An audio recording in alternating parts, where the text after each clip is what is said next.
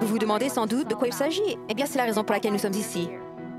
Pas seulement ici aujourd'hui, mais ici sur Terre. En tant que fils et filles d'Esprit de Dieu, nous avons été envoyés ici pour vivre, grandir et acquérir de l'expérience.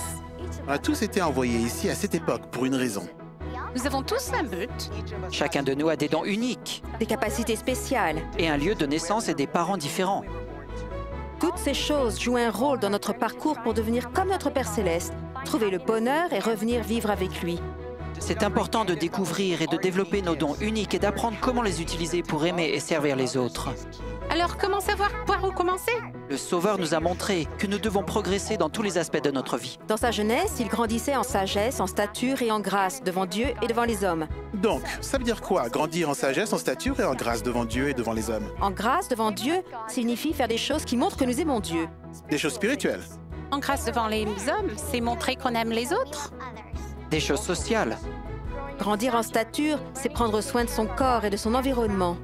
Des choses physiques. Grandir en sagesse, c'est apprendre et découvrir de nouvelles choses. des choses intellectuelles.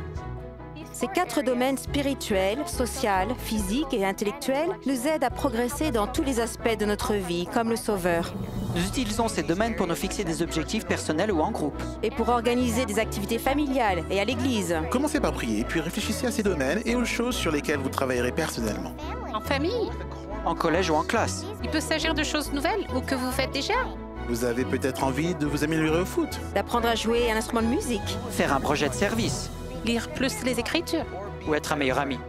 Et suivez-le. Faites un plan. Quand nous suivons l'Esprit et utilisons ce que nous avons appris pour faire le bien, nos actions nous aideront à ressembler davantage au Sauveur.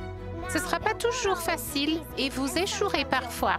Pas de problème, ça fait partie de l'apprentissage. Faites des ajustements et continuez d'essayer. N'oubliez pas, vous n'êtes pas seul pour y arriver, vous avez une famille. Des dirigeants d'église.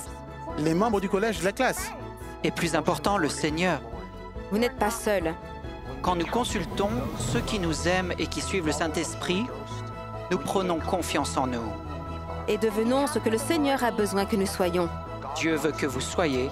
La meilleure personne possible. Il n'y a rien que nous ne puissions accomplir, car avec Dieu, tout est possible.